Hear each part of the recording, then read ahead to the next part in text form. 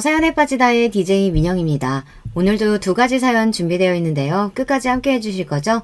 그럼 구독과 좋아요 버튼 눌러주시고 오늘의 사연도 함께 만나볼게요. 안녕하세요. 30대 초반의 치과 의사입니다. 치과 의사인 아버지와 전업주부인 어머니 사이에서 태어나서 외동딸로 많은 사랑을 받고 자랐습니다. 성격이 아빠를 빼닮아서 여자치고는 무뚝뚝하고 사실관계가 명확한 것을 좋아해요. 그래서 지금까지 애매하게 행동하거나 어장관리라고 하며 여러 사람을 걸쳐 만나는 것은 해보지도 않았을 뿐더러 혐오하기까지 하는 사람입니다. 바르고 정직하게 사는 것이 제일이라고 생각해요. 어려서부터 자연스럽게 아빠 같은 의사가 되고 싶어서 정말 열심히 밤을 새워가며 공부를 했어요. 그리고 늘 좋은 성적을 유지하다가 치의대에 합격했습니다. 그리고 졸업하고 국가고시를 패스하고 26살부터 치과 의사 일을 하고 있어요. 페이닥터로 일하다가 27살부터는 대학 선배의 권유로 함께 치과를 개업해서 지금까지 운영 중이에요.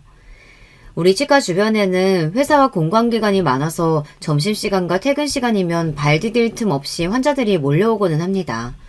그런데 언젠가부터 한산한 시간에 찾아오는 남자가 눈에 띄기 시작했어요. 처음에는 충치치료를 시작해서 나중에는 라미네이트까지 한다며 2달간 우리 치과에 자주 오게 되었죠. 그 남자는 일단 키가 장신이고 운동선수처럼 커다랗고 근육질의 몸을 갖고 있어 눈에 띄었습니다. 그리고 입은 옷이 깔끔하고도 멋져서 모델이 직업인 줄 알았어요. 우리 치과의 선생님이 저를 포함해서 3분이었는데 가장 어리고 경력이 짧은 저를 왜인지 선택해서 계속 제가 치료를 하며 자주 보다 보니 친밀감이 생겼습니다. 저는 성격이 분명하고 명쾌한 편이다 보니 환자들과 사적으로 말을 잘 섞지 않는 편입니다. 물론 친절하고 꼼꼼히 치료는 하지만 이것저것 얘기하다 보면 집중력이 흐트러져서요. 게다가 여기 오는 아저씨, 할아버지들은 자꾸 저한테 남자친구는 있냐, 몇 살이냐 등등 불쾌한 이야기들을 해서 저는 남자 환자들에게는 더더욱 철벽을 치는 편이죠. 이 환자는 이름이 지성록으로 29살의 젊은 남자였어요. 화술이 좋은 건지 상대방이 불쾌하지 않게 선을 지키면서도 친근하게 저와 대화를 했습니다. 선생님은 조금만 더 웃고 친절한 표정 지으면 훨씬 예뻐 보일 텐데 왜 그렇게 냉랭하세요? 전 치과 치료만 잘해드리면 되죠. 괜히 웃음 한번 날렸다가 제 신상부터 호적까지 물어오는 사람들이 많아서 사무적으로 대해드릴 수밖에요. 그 다음 주에 성록 씨는 커피와 밀크쉐이크 그리고 쉑쉑버거까지 사왔습니다. 간호사들이랑 함께 일하는 의사들 모두가 넉넉히 먹을 수 있는 양을 사와서 모두 탄성을 내지르더군요. 아니 쉑쉑버거를 먹어보다니 미국에서 우리나라에 들어온 지 몇 년 안 돼서 우리나라에 매장도 얼마 없잖아요. 너무 감사히 먹겠습니다. 성록 씨 덕분에 고급 수제버거를 먹게 됐네요. 네, 제가 이 더위에 직원들이랑 줄 서가면서 사온 거예요. 그러니까 맛있게 드시고 우리 김 선생님 한 번 더 웃으시면 좋겠네요. 저는 그 정도로 유명하고 인기 있는 곳인지 몰랐지만 줄까지 서가며 우리를 위해 샀을 생각을 하니 성록 씨에게 고마운 마음이 들었습니다. 그렇게 성록 씨는 세심하게 배려해주면서 저에게 잘 대해주었어요. 저도 점점 성록 씨가 단순한 치과 환자가 아니라 남자로서 호감이 생기고 이 사람이랑 만나보면 어떨까 하는 궁금함이 생겼어요. 라미네이트 치료가 끝나서 이제 치과에 올 일이 없게 되자 성록 씨는 저에게 정식으로 데이트 신청을 하였습니다. 저보다 1살 많은 잘생기고 배려심 많은 이 남자를 놓치고 싶지 않아 냉큼 승낙했죠. 우리의 첫 데이트를 위해 성록 씨는 자신의 제네시스 자동차를 끌고 우리 집 앞으로 데리러 왔습니다.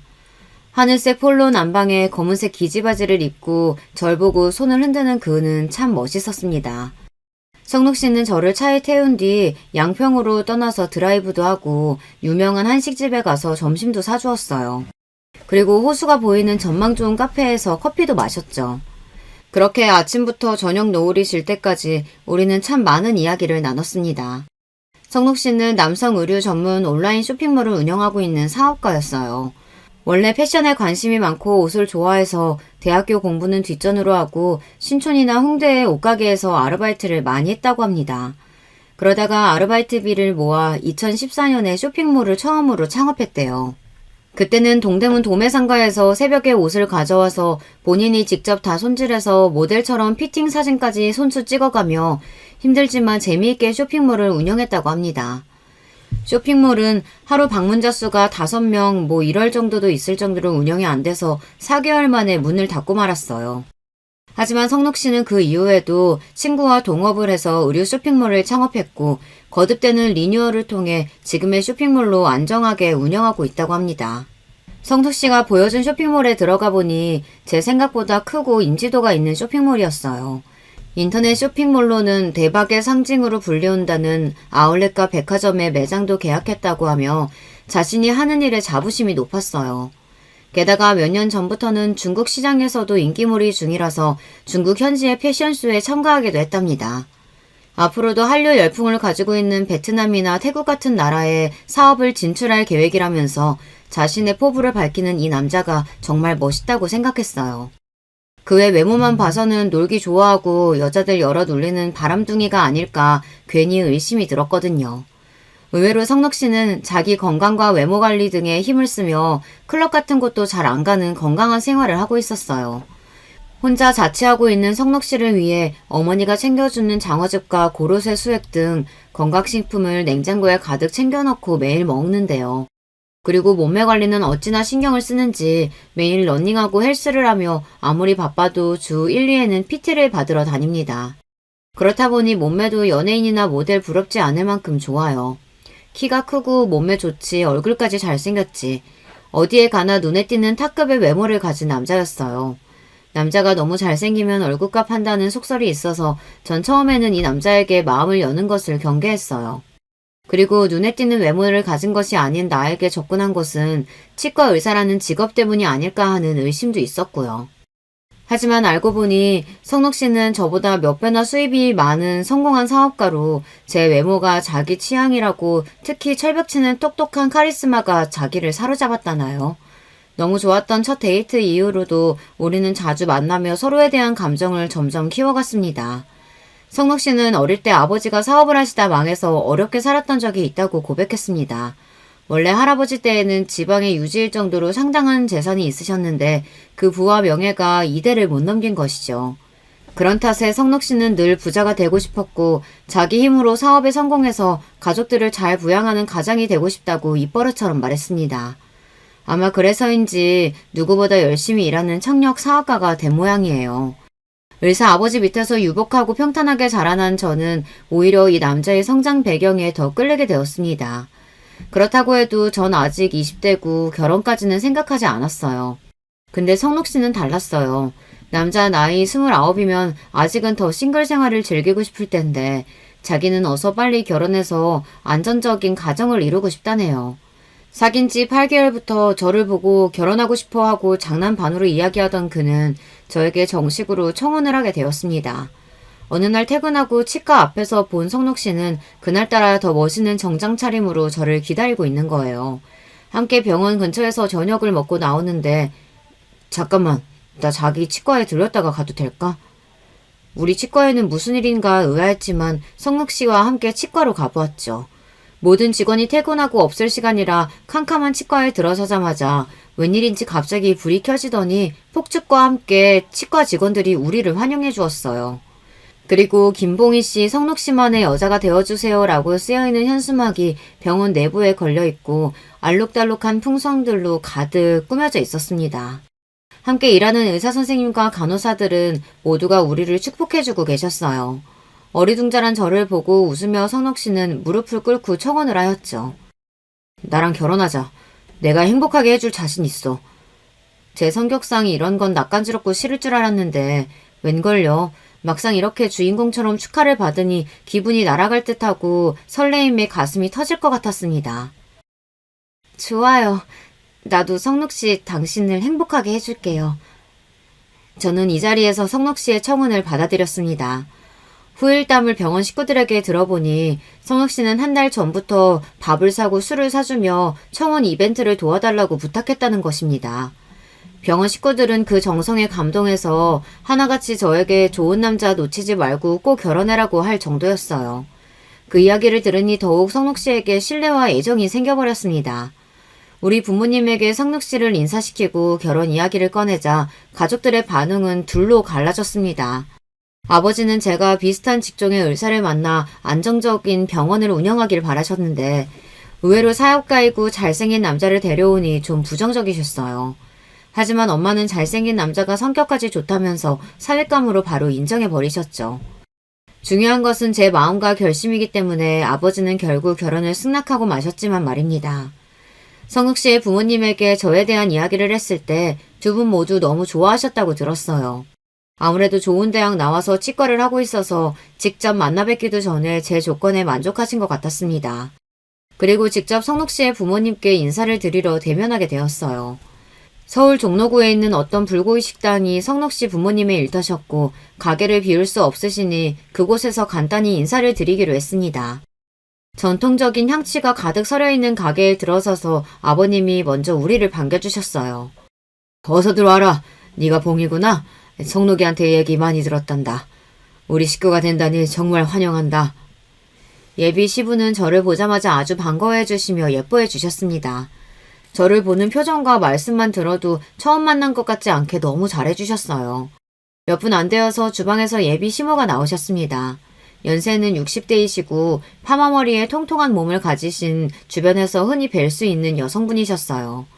성록 씨의 외모가 워낙 뛰어나서 저는 부모님 중 누구를 닮았나 했더니 키가 큰 것은 아버님을 닮았으나 그 두 분 다 평범한 외모셔서 조금 의외였어요. 성록 씨 어머니는 저를 보고는 잠깐 멈칫하시고 표정이 굳어버리셨습니다. 그리고 천천히 탁자에 다가와서 마지못해 앉으셨어요. 안녕하세요, 어머님. 처음 인사드려요. 김봉이라고 합니다. 김봉이? 이름이 봉이야? 분위기가 조금 이상했습니다. 분명히 성록 씨 얘기로는 예비 시모는 나에 대해 마음에 들어 하신다고 했는데 왠지 지금 저분은 저를 아주 싫어하고 경계하는 표정과 말투를 보였으니까요. 시부모님이 저를 싫어할 만한 이유나 조건은 없어 보였는데 왜 나를 겪어보지도 않고 저렇게 싫어하실까? 결혼해서는 괜찮을까? 약간의 염려가 들던 차에 성록 씨는 부모님에 대해 소개를 해주었습니다. 우리 엄마가 나 하나 키우느라 고생 많이 하셨거든. 날 낳기 전에 여러 번 유산하시다가 임신하고 날 낳아서 키우시면서 정말 엄마의 모든 것을 쏟으며 키웠다고 늘 말씀하셔. 아들 바라기신데 아들이 갑자기 결혼한다고 해서 엄마가 좀 당황했나 봐. 그래, 이 사람이 고생 참 많았지. 대가집인 우리 집에 평범한 집안 출신으로 와서 시집살이도 많이 당하고. 그런데 대대로 물려하던 공예 사업이 망해갖고 마누라랑 둘이서 고깃집 열면서 지금까지 해온 데에는 이 사람 힘이 컸거든. 알긴 하네요. 이 남자가 원래 잘 사는 집 도련님이라 뭐 할 줄 아는 게 있어야지 말이야. 그런데 아가씨, 우리 성록이랑 결혼하는 이유가 뭐야? 여자 치과를 사면 선자리가 줄을 섰을 텐데 성록이한테 바라는 게 있는 건가? 보다시피 우린 평범한 불고기집 하며 먹고 사는 사람들이라 유산이랄 것도 없을 거예요. 전 당혹스러웠습니다. 이런 악의적인 질문에는 뭐라고 답을 드려야 할까요? 엄마가 잘못 알고 계신데 봉이 같은 완벽한 여자가 저한테 뭘 바라겠어요. 제가 조르고 졸라서 결혼 서두른 거예요. 그러니까 엄마 괜한 말씀 마시고 이제 우리 결혼식 날짜 잡아요. 이렇게 성록 씨와 아버님이 주도적으로 결혼식 날이며 장소를 이야기해가며 이날 자리는 마무리되었습니다. 하지만 그 자리가 끝날 때까지 예비 시모는 저에 대한 곱지 않은 시선을 거두지 않으셨어요. 예비 시모에 대한 걱정은 있었지만 그래도 우리의 결혼 준비는 아무 탈 없이 순식간에 진행되었습니다. 서울의 호텔에서 결혼식을 치르고 반포의 아파트에서 결혼 생활을 시작했습니다. 남편은 쇼핑몰 사업을 하고 저는 치과를 하며 우리는 맞벌이로 지냈어요. 밤에는 집에서 함께 지낼 수 있으니 정말 행복했습니다. 성록 씨 부모님은 평범하셨지만 성록 씨가 사업을 하면서 모은 돈이 꽤 돼서 아파트 전세는 얻을 수 있었지만 나중을 위해서 제 돈을 보태서 아파트를 아예 매입했습니다. 그리고 당연히 아파트는 공동 명의로 해두었죠. 생활비도 서로 일정한 돈을 모아 여유가 있었습니다. 설령 제가 치과를 그만두어도 성욱 씨가 버는 수입으로 충분했죠. 우리는 이제 막 30쯤이었지만 성욱 씨는 아이를 빨리 갖고 싶어 했어요. 다른 부부처럼 사이도 좋고 해서 금세 아기가 생길 줄 알았지만 이상하게도 임신이 잘 안 되었습니다. 그래도 언젠가는 생길 아기를 기다리며 서로 싸우지 않고 행복한 신혼생활을 해왔습니다. 하지만 작년 어느 날 술에 취한 남편이 저에게 폭탄 하나를 터뜨리고 말았습니다. 그리고 이후 우리의 결혼 생활은 엉망이 되어버렸어요. 이제 남편의 시점에서 그의 이야기를 들려드릴게요. 나는 늘 오전에 출근하기 전마다 한강변에서 러닝을 하는 습관이 있었어. 그러다가 지난 3월부터 러닝할 때 자주 마주친 여자가 있었는데 그 여자는 한강변에서 하얗고 작은 강아지랑 산책하고 있었고 내가 러닝하는 시간대와 비슷해서인지 자주 마주쳤지. 강아지를 좋아하는 내가 몇 번 인사를 나누고 그 여자도 나한테 아는 체를 하다가 산책이 끝나고 같이 커피를 하면서 친하게 되었어. 서로 호감 섞인 눈빛을 주고받다가 어느 날부터 내가 오전에 러닝을 못 나와서 이제 당분간 못 볼 거라고 말했어. 그런데 그 여자가 자기는 출퇴근 시간이 자유로운 일을 하기 때문에 저녁에도 산책하러 나온다고 같이 시간 맞춰 운동하자고 내 연락처를 물어왔어. 그렇게 그 여자랑 커피도 마시고 저녁 식사하면서 몇 번 만났지. 그때는 정말 그냥 친구처럼 아무 사이도 아니었어. 그 여자는 벤츠 중형차를 끌고 다니고 샤넬, 구찌 신발과 옷을 늘 입고 다녔어. 관리를 잘 받는 듯한 얼굴에 적당한 시술과 성형을 한 예쁜 부잣집 딸내미 같은 느낌이었지. 강남에서 태어나 살았고 화락군 학교를 나와 외국 대학교를 졸업한 뒤 보석 디자이너 일을 하고 있다고 했어. 그래서인지 출퇴근이 자유로워서 자기는 저녁과 오전에 시간이 많다며 나와 저녁 시간에만 시간을 보냈지. 늘 밤 10시 전에는 집안이 엄격해서 통금이 있다고 급히 귀가했거든. 그렇게 몇 번 만나다가 그 여자와 해서는 안 되는 일까지 가게 되었어. 내가 이렇게 바람피는 놈이라고 생각을 못했는데 어쩌다 보니 그렇게 돼버린 거야. 그 여자를 4개월 정도 만났는데 어느 날부터 낌새가 수상했지. 나 말고도 다른 남자가 있는 것 같았거든. 그래서 그 문제로 이 여자랑 다퉜더니 글쎄 3명 정도의 남자를 걸쳐가며 만나고 있던 거야. 양다리도 아니고 문어발식 연애를 당한 거지. 너 어떻게 나를 두고 다른 남자를 그것도 2명이나 더 만나고 있는 거야? 뭐래? 너도 유부남이잖아. 나라고 못하겠어? 그래.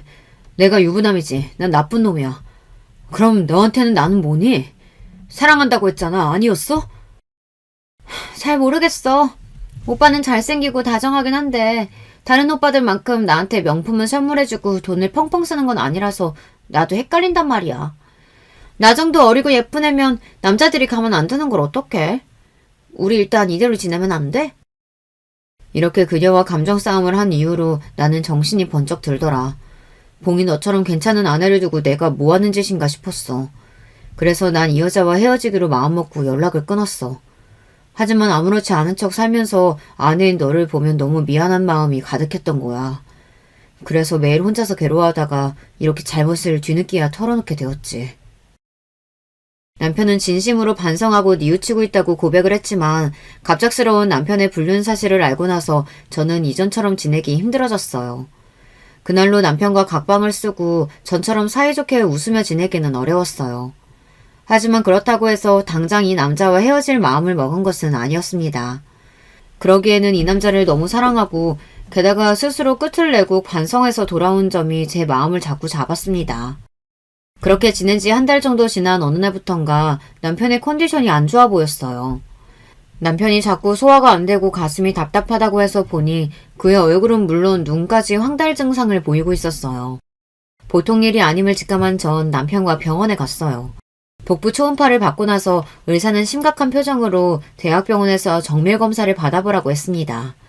제일 빠른 예약으로 대학병원에서 검사를 하고 나서 우리 부부는 하늘이 무너지는 듯한 소식을 듣게 되었어요. 남편은 췌장암 3기로 심각한 상태였던 것입니다. 의사의 말을 듣자마자 남편은 저를 붙잡고 나 살고 싶어. 봉이야, 나 좀 살려주라. 라고 울면서 현실을 받아들이기 힘들어했습니다. 그런 남편을 겨우 추스리며 저는 급히 암수술 남자를 잡았어요. 그리고 남편의 옆에서 용기를 주고 병간호를 해주었죠. 췌장암 수술은 그럭저럭 잘 끝났지만 이미 다른 장기로 전이가 퍼진 상태라 뒤이어 항암 치료도 받아야 했습니다.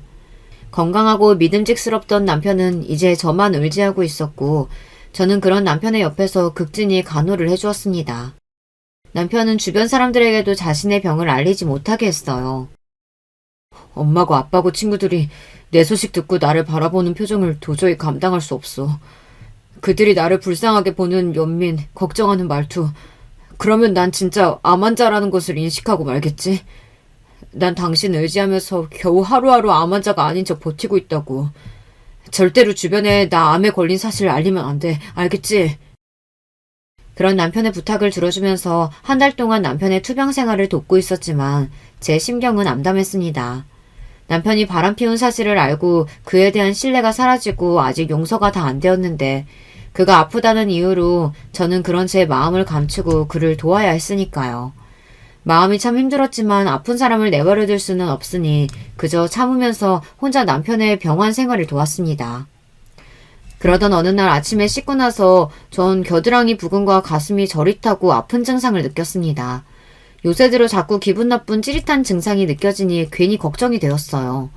걱정을 오래 끌지 않고 싶어서 유방외과 병원에 검사 예약을 급히 잡았습니다. 유방학과에서 몇 가지 검사를 하고 나와 의사와 면담을 하게 되었죠. 의사는 제 유방 안에 점 크기로 작은 악성 종양들이 보인다고 했습니다. 초기 유방암으로 판단되는데 항암 전문 대학병원에 가보는 것이 좋겠다고 말했죠. 눈앞이 아득해졌습니다. 남편에 이어 저까지 암이라뇨. 불행이 이렇게 겹쳐 오다니 절망감이 엄습했습니다. 그래도 다행인 것은 저는 초기 유방암이고 이런 경우 예후가 좋다는 것을 알고 있었습니다. 그래서 저는 가족들에게 제 암 사실을 알리지 않고 조용히 치료받고 싶었습니다. 게다가 심각한 암투병 중인 남편을 의지할 수 없는 노릇이니까요. 그런데 대학병원에서 검사를 하고 나와 옷을 입고 있을 때였습니다. 핸드폰이 울려서 받아보니 시무였어요. 너 왜 이렇게 전화를 안 받는 거냐? 내가 할 얘기가 있어서 2번이나 걸었는데 뭐 병원 일이 바빠서 CME 전화도 무시한다 그거냐? 아, 어머님, 제가 지금 병원에서 검사 중이라. 뭐? 검사라니? 무슨 일로? 너 어디 아프냐? 저는 이성적이고 감성을 잘 추스르는 사람이라고 생각해왔는데 그 순간 시모가 저의 건강을 걱정하고 있다는 생각이 들어서였을까요? 갑자기 주룩하고 눈물이 흐르더니 목이 메어 아무 말도 하지 못했습니다. 이런 저를 보고 놀랐는지 이상함을 감지한 시모는 당장 얼굴을 보고 만나자고 해서 저는 병원 검사를 마친 뒤 시댁에 가야 했습니다. 너 무슨 일이야? 어디 큰 병 걸린 게지? 네, 어머님. 어디에도 말씀드리지 않고 조용히 넘어가려고 했는데 저 사실 유방암 진단받았어요. 다행히도. 하지만 시모는 제 말을 끝까지 듣지 않고 잘라버렸습니다. 뭐시? 암? 참네, 이게 무슨 일인고. 그래, 차라리 잘됐다. 시모는 제가 암에 걸렸다는 이야기에 무척 놀라더니 이내 자기 생각을 가다듬는 듯 중얼거렸어요. 이게 일이 잘 돌아가려나 보다. 네가 암까지 걸렸다고 지금 듣게 됐으니 마침 너에게 내가 하려던 말이 있었는데 적절한 때인 것 같구나. 그리고 시모는 저에게 하고 싶은 말을 꺼냈습니다. 시모와 제가 악연인 줄은 알고 있었지만 제가 암에 걸렸다는 말을 듣자마자 이런 이야기를 할 수 있다니 정말 시모는 제 인생의 암세포와 같았어요. 제가 왜 이렇게 시모에게 분노하고 있는 것일까요? 여러분, 이제 시모의 시점에서 이야기를 들려드릴게요.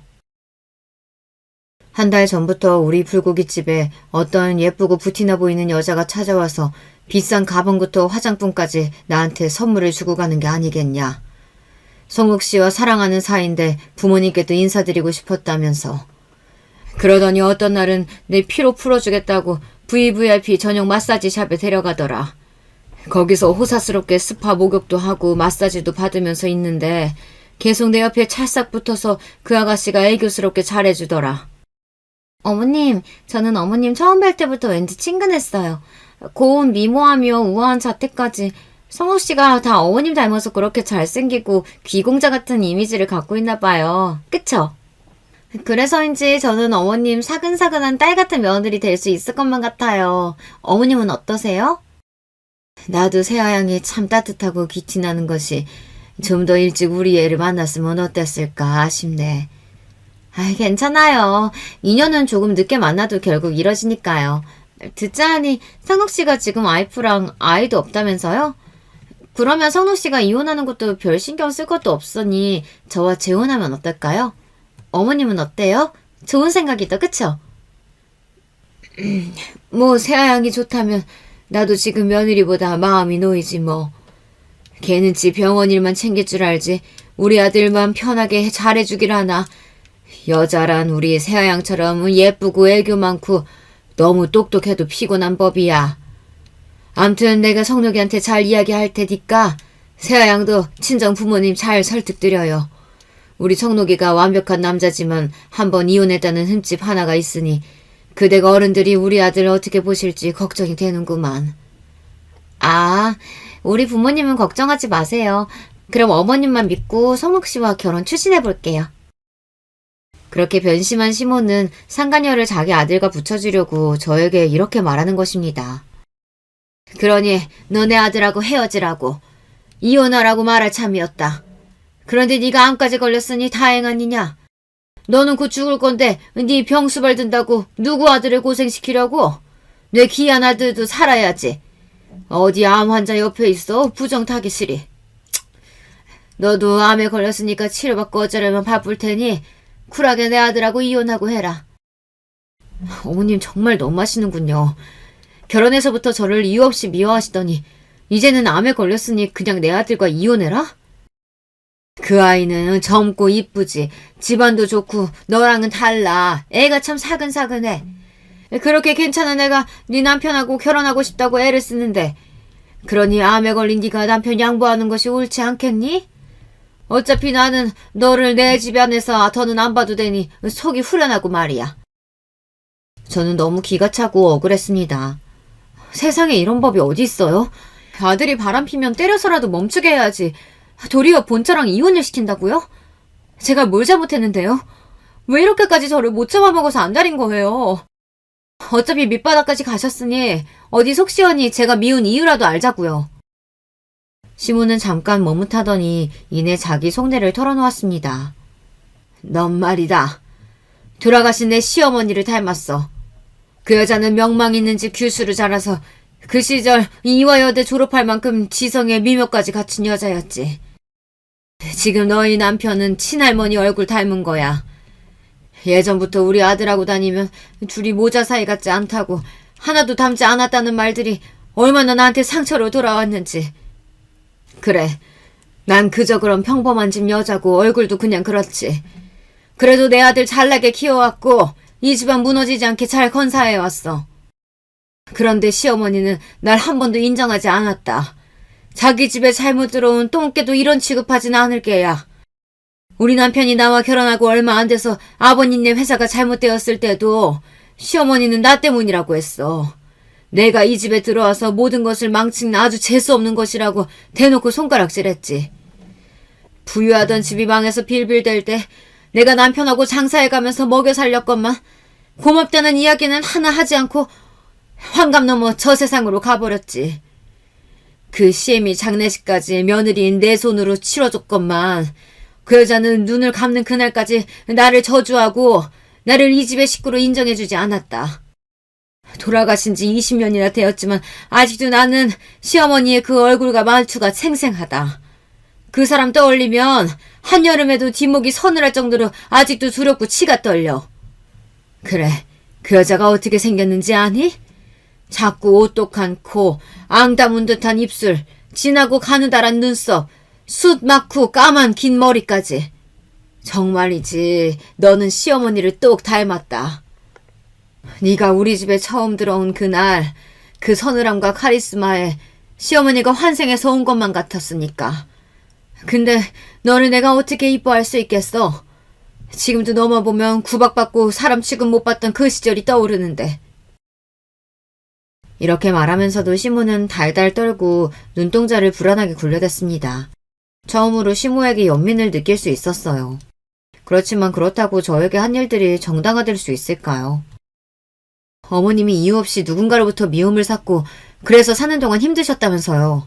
그런데 어머님은 똑같이 저한테 하고 계신 거잖아요. 말씀 들어보니 인간적으로 어머님이 이해가 되기는 했지만 그렇다고 해서 저에게 당신 시어머니와 다를 바 없이 군 일은 괜찮은 건가요? 어머님이 느끼셨듯이 저도 어머님 때문에 상처받고 잘해보려고 했지만 통하지 않아서 좌절감도 느끼고 제게 아무 잘못도 없는데 그냥 어머님이 제가 못 견디기 싫어서 이혼하라고요? 네가 왜 잘못이 없어? 애 못 낳고 있지 않냐? 내 손주를. 옛날 같았으면 소방 맞을 감이지. 게다가 너보다 더 좋은 여자가 내 아들이랑 결혼하겠다고 나한테 그렇게 지극정성인데 너인들 안 넘어가겠니? 이 상황이 너무 기가 막히고 자기 아들이 어떤 상황인지도 모르고 엉뚱한 꿈을 꾸시는 시모가 한심해서 저는 웃음이 터져버렸습니다. 이것이 실성을 했나? 너 왜 웃냐? 참, 왜 당신 시어머니가 싫어하셨는지 알 것도 같네요. 잘 들으세요. 저는 유방암 연기라서 간단한 시술과 항암 치료만 하면 완쾌되는 암 같지도 않은 암이에요. 그런데 말이에요. 당신 아드님은 지금 췌장암 3기예요. 알고 계셨어요? 뭐라고? 너 지금 나 뒤로 넘어가라고 그런 거짓부렁 치는 거냐? 거짓부렁인지 진실인지 아드님에게 물어보세요. 아니, 지금 병원에 입원했으니 직접 찾아가시면 되겠네요. 당신 아들도 암에 걸렸어요. 아니, 훨씬 심각한 암에 걸려서 1년도 못 살 거라네요. 그러니 그 불쌍한 남편 제가 그동안 입원시키고 수발 들어왔던 거예요. 그런 나한테 이혼을 해라, 상간녀에게 양보해라. 당신 말 맞다나 부정탄다니까 저는 이제 췌장암 아드님에게서 떨어져 드리죠. 직접 자기 아들 병원 수발 들어보세요, 어디. 제 말에 얼굴이 하얗게 질려버린 시모를 뒤로하고 시댁을 나왔어요. 그 뒤로 남편을 만나지 않았습니다. 저는 남편도 시모도 저를 괴롭히는 이들은 다 잊고 제 항암 치료에 집중을 했습니다. 수술 후 걷어낸 암덩어리는 작았고 치료기간도 짧았습니다. 그리고 치료가 모두 잘 끝나고 의사는 환자분, 치료는 모두 잘 끝났습니다. 당분간 한 달에 한 번 내원하고 약을 복용하시면 되겠어요. 그동안 고생 많으셨습니다. 이렇게 좋은 소식을 들으며 전 병원을 나오게 되었어요. 치료받는 며칠 동안 남편의 전화는 하루에 몇 번씩이나 왔지만 저는 모두 거부하고 문자나 카카오톡도 무시하고 지냈습니다. 이제 저에게 남은 것은 남편에 대한 마음의 정리와 이혼을 준비하는 것이겠죠. 다음날 치과에 출근했는데 우리 치과 앞에 어떤 여성이 서 있었습니다. 처음 보는 여성이었지만 한눈에 알 수 있었어요. 바로 남편의 상간녀였다는 것을요. 웨이브로 말아나온 긴 머리에 가슴을 있는 대로 봉긋하게 모아 몸에 찰싹 달라붙는 흰색 원피스를 입고 있었어요. 그 여자는 하이힐 소리를 또박거리며 저에게 다가왔습니다. 이 치과 의사 선생님이시죠? 김봉희 씨? 맞습니다만 누구시죠? 우리 어머님이 만나서 알아듣게 얘기를 한 건진 모르겠지만 요새 성록 오빠도 그렇고 어머님도 다 연락이 잘 안 돼서 직접 내가 나서기로 했어요. 저 최세아라고 합니다. 성록 오빠의 여자친구예요. 이렇게 상간녀가 당당하게 제 앞에서 지 소개를 하고 있는 걸 보니 기분이 너무 상했어요. 오빠? 유부남한테 오빠라고 부르면 여자친구라니. 도대체 내가 어떻게 된 사람인지 모르겠네요. 당신같이 부끄러움도 모르는 사람이 성록 씨 아내인 내 앞에 왜 온 거죠? 성록 오빠의 아내라면서 아무것도 모르고 있잖아요. 그래서 현실을 잃어주러 온 거예요. 몇 년 전에 결혼식 올렸다고 해서 지금 서류상 아내라고 해서 당신이 성록 오빠의 여자인 것은 아니니까 말이야. 이런 상황에서도 껍데기인 남편만 안고 아내 자리를 계속 차지하고 싶으신가 말이에요. 치과 의사시면 공부도 많이 한 똑똑한 여자가 왜 그렇게 미련해요?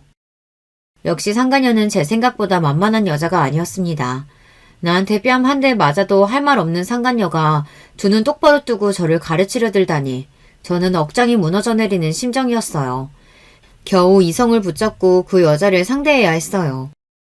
당신이야말로 성록 씨에 대해 뭘 알고 있다고 이렇게 자신하는 건지 도통 모르겠네. 성록 씨 요즘 당신하고 연락 안 되죠? 아마 한 달 가까이 얼굴도 못 봤을 거야. 안 그래? 제 말을 들은 상간녀의 뻔뻔한 얼굴에 당황하는 표정이 지나갔습니다. 당연하지. 당신한테 전화도 안 하고 얼굴도 안 보면서 잠수 탄 남잔데 그런 남자를 당신이 나보다 더 잘한다고? 더 사랑한다고? 그럼 얘기해주지. 왜 성록 씨가 당신과 연락을 끊었냐 하면 나한테 당신과 바람핀 얘기 모두 다 털어놓고 반성을 해서야. 싹싹 빌면서 나한테 용서를 구하길래 당신과 인연을 끝낸다면 받아들여주겠다고 했어. 그래서 성록 씨가 당신과 연락을 끊은 건데 당신은 왜 그런 남자랑 결혼하겠다고 하는 건지 모르겠네. 뭐라고요? 그럴 리가 없는데? 나한테 푹 빠진 남자가 왜 하루아침에... 그 남자는 벌을 받았거든. 인생을 잘못 살아온 벌을 받았다고 생각해. 성록 씨는 췌장암에 걸려서 병원에서 수술도 받았고 항암 치료하면서 지금 암을 이겨내는 중이야. 당신같이 가벼운 여자랑 사랑 노름이나 하고 있을 때가 아니라 자신의 병마와 싸워야 하는 중요한 순간이니까. 만약 성록 씨에게 당신이 중요한 사람이었다면 그렇게 연락을 끊었을까? 나라면 병을 앓리고 함께 하자고 했을 것 같은데. 당신은 그 정도의 스쳐 지나간 여자였던 거라고. 상간녀는 자존심이 상했는지 목소리마저 떨렸습니다. 그러니까 암에 걸렸다고? 그럼 이제 얼마 못 사는 건가? 상간녀가 남편의 소식에 충격을 받은 것은 당연했습니다. 하지만 지금 그녀는 사랑하는 남자가 아픈 것에 놀라서 안타까워하고 있는 것으론 보이지 않았어요. 당신은 잘 모르겠지만 췌장암은 악성암의 일종이라서 남편이 얼마나 살 수 있을지 헤아리지 못해. 그래서 내가 안타까운 마음에 조언하는 건데 진짜로 당신들이 사랑이었다면 언제든 성록 씨의 곁을 내어줄 수 있어. 그 사람 옆에서 병간호도 해주고 힘이 되어주면 성록 씨도 더 건강해질지 모르지. 병간호?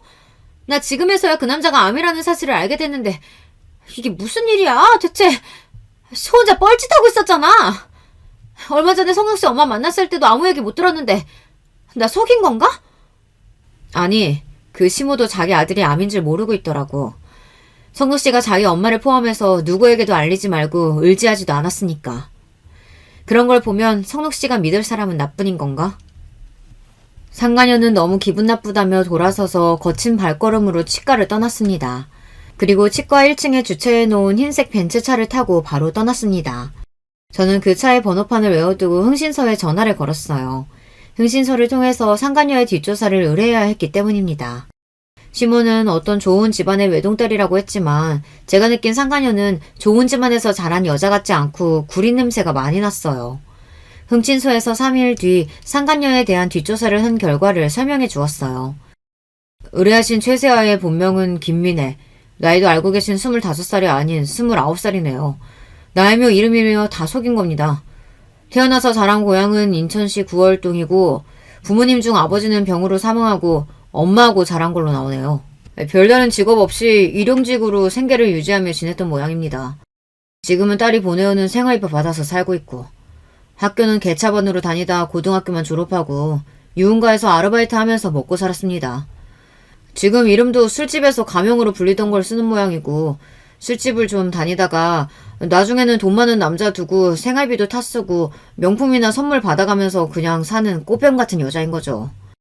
그리고 이 여자가 지금 타고 다니는 벤츠가 어떤 회사 법인 차량으로 등록이 되어 있는데 그 회사도 좀 거시기한 것 같은데 사업자 등록만 내고 납세나 외부활동 조사도 되지 않는 걸 보아 아마 불법적인 조직, 이를테면 조직폭력 집단 뭐 이런 것 같아요. 저런 여자들 끼고 스폰하는 남자면 뭐 비슷한 류의 남자일 거고 그런 조폭 출신 사업가 스폰서를 지내면서 생활비랑 지금 사는 오피스텔 월세 등을 탔으면서 살다가 아마 나이도 찾고 해서 돈 많은 남자 물어갖고 그냥 확 시집 가려고 했던 것 같아요. 이쪽 업계에서는 뻔한 스토리예요. 이 상간녀의 실체를 알고 나니 의아한 점들이 이해가 갔습니다. 유복한 집안의 얌전한 교수가 왜 유부남을 꼬셔서 게다가 시모와 아내 앞에까지 나타나서 그렇게 결혼하고 싶어서 열을 낼까요? 아마도 남편하고 결혼해서 돈을 받아먹으며 전처럼 호화스러운 생활을 유지하고 싶었던 것이겠죠. 바람피는 것들이 그렇고 그렇지. 이 정도 수준의 여자와 놀아난 남편에 대해서도 분한 마음이 가시질 않았어요.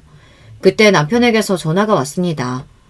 여보, 요즘 왜 이렇게 나한테 오지도 않고 연락도 안 되는 거야? 무슨 일 있어? 우리 안 본 지 일주일도 넘었어. 그리고 우리 엄마한테 나 암이라는 거 얘기했구나. 오셔서 대성통곡하고 아주 시끄러웠거든. 계속 옆에서 병간호하겠다고 오시는데 진짜 불편해. 나 당신 너무 보고 싶고 옆에 있어주면 좋겠는데 치과가 많이 바빠? 오늘 퇴근하고 당신한테 갈게. 마침 어머님도 같이 계신다면 할 얘기도 있고. 이 많은 일을 겪고 상간녀까지 만나고 나니 제 결심은 조금씩 윤곽이 잡혀갔습니다. 시모와 상간녀는 저에게 아무 존재도 아니었습니다. 하지만 남편에 대한 제 마음은 혼란스럽고 갈피를 잡지 못하고 있었죠. 그래도 전 어느 쪽이든 제 마음을 결정해야만 했습니다. 일주일 만에 본 남편의 얼굴은 더 일쓱해지고 낯빛이 까매서 안타까웠어요. 그렇게 건강하고 몸이 좋던 남자는 눈에 띄게 근육과 지방이 줄어 몸집이 작아졌어요. 나 왔어요. 컨디션은 어때요? 항암 치료는 잘 받고 있어? 여보, 정말 보고 싶었어. 어서 와. 엄마는 잠깐 외출이었어서 지금 나 혼자 있었어. 남편은 저를 보자마자 없는 기운을 짜내서 환하게 웃으면서 손을 흔들었습니다. 정말 아픈 병자가 되어버린 남편이 짠했지만 전 어렵게 이야기를 시작했어요. 여보, 나 이제 내 마음을 정해서 그 이야기 하려고 온 거예요. 이제는 어머님이 당신 옆에서 잘 간호해 줄 테니까 나는 더 이상 당신 옆에 있지 않을 거야. 남편은 슬픈 눈망울로 저를 보며 애원했습니다. 안 돼. 난 당신만이 필요해. 당신하고 있을 때만 편안하고 아픈 것을 잊을 수 있단 말이야. 제발 나한테서 떠난다는 얘기는 하지 마. 그 얘기 하려는 거 아니지? 당신 참 나쁜 사람인 거 알아? 혼자 바람피고 나한테 못할 짓 해놓고 바로 암에 걸려서 내가 맘 놓고 당신 미워하고 복수도 못했잖아. 그런데다가 당신 어머님이 얼마 전 나한테 그러더라. 당신하고 이혼하고 상간녀랑 결혼시킬 거라고. 내가 유방암이라고 했더니 부정타게 당신 옆에 있지 말고 얼른 떠나래. 나는 이미 한 달도 더 전에 세아랑 헤어지고 연락도 끊었어. 엄마가 잘못한 거야. 오해한 거라고. 나와는 상관없어. 알아. 당신은 이미 나한테 용서 구한 이후 그 여자랑 만난 적이 없다는 걸. 지난주에 그 상간녀가 나를 찾아서 치과에까지 왔더라. 당신하고 헤어지라고 뻔뻔하게 요구하던데. 그런데 그 여자 당신이 암이라고 하니까 무척 당황하고 화내면서 떠나던데. 그 여자한테 연락 없었어? 그때 시모가 집에 들어와서 저를 보고 놀랐습니다. 며느리 왔니? 하지만 시모의 눈빛과 표정은 전과 달랐습니다. 약간 어려워하고 두려워하는 듯이 다른 곳으로 저를 피해가려고 했어요. 어머님, 이리로 오세요. 어머님도 함께 들으실 이야기가 있으니까요. 시모가 쭈뼛대며 남편 옆에 서서 저는 계속 이야기를 이어갔어요. 물론 걔한테 한번 전화가 오긴 했었어. 나한테 엄청 화내더라. 죽을 뻔 걸려갖고 자기 속이면서 만난 거였냐고. 그래, 그 못된 년이 우리 아들한테 암 걸렸다고 바로 행동이 바뀌더구라. 왕쾌아래한테 죽을 병이 걸렸다는 등 재수없는 소리라고 다시는 자기 찾지 말라면서 말이다. 내가 사람을 잘못 봤지. 그런 요망하고 의리도 없는 년인지 모르고 결혼까지 시키려고 했다니. 봉이야, 내가 너한테 실수했구나. 그 여자가 날 찾아와서 그 차 번호판이랑 이름이랑 뒷조사를 해봤어요. 속인 게 누군데 지가 화를 내고 난린지 모르겠네. 뻔뻔한 거. 그 여자 이름도 나이도 모두 거짓이에요. 당연히 출신도요. 더 나쁜 건 술집 여자인데다가 남편하고 만나는 순간까지 계속 돈 많은 조폭에게서 생활비 탔으면서 사는 꽃뱀이었다고요. 남편과 시모는 정말 놀란 눈치였어요. 아니, 그럴 리가 없다. 걔 엄마라는 사람까지 날 찾아와서 봤었어. 에르메스 가방에 명품 옷으로 치장했는걸. 어머님, 강남 바닥에 명품 대여샵이 얼마나 많은데요. 그런 데에서 빌려서 꾸며서 입고 나갔겠죠. 인천에 빌라에 살면서 딸한테 생활비 받아 쓰는 엄마가 무슨 돈이 있어서 명품을 사 모았겠어요. 자기 딸이 돈 많은 남자 하나 물어서 결혼해서 벗겨먹으려고 그 엄마도 한통 속으로 어머님을 속인 거예요. 아니, 그런 어처구니 없는... 시모는 지금까지 상간녀와 그 엄마에게서 속은 것이 믿겨지지 않는다는 듯이 분하다고 했습니다. 그리고 여보, 미안하지만 난 당신과 이혼을 해야겠어. 바람 피운 사실도 나에게 큰 상처 준 어머님도 난 용서가 안 돼. 당신이 완쾌되는 순간까지 함께 있어주지 못해서 아쉽지만 우리 여기까지만 하자. 남편은 저에게 겨우 와서 저를 껴안고 얼굴을 파묻으면서 울었어요. 내가 비록 바람은 잠깐 피웠지만 늘 나한테는 당신밖에 없었어. 제발 나 버리지 마. 나 꼭 다 나아서 당신 세상 누구보다 행복하게 해줄 테니까 조금만 기다려줘. 저는 그런 남편이 다 울 때까지 가만 서서 기다려 주었어요. 아니, 실은 저도 함께 눈물을 흘렸습니다. 남편이 너무나 죽도록 믿기만 했던 것은 아니니까요. 저에게 사랑하는 마음과 추억이 남아있었기 때문이에요. 그렇게 함께 울고 나서야 남편은 저를 놓아주었고 저는 뒤돌아서서 나왔습니다. 그것이 남편과의 마지막 이별이었습니다. 그 뒤로 변호사를 선임해서 남편과의 이혼을 진행했어요. 둘 다 돈에 궁하지도 않았으니 아파트는 절반으로 나눠 갖기로 하고 그 외 위자료나 경제적으로는 얘기할 것이 없었습니다.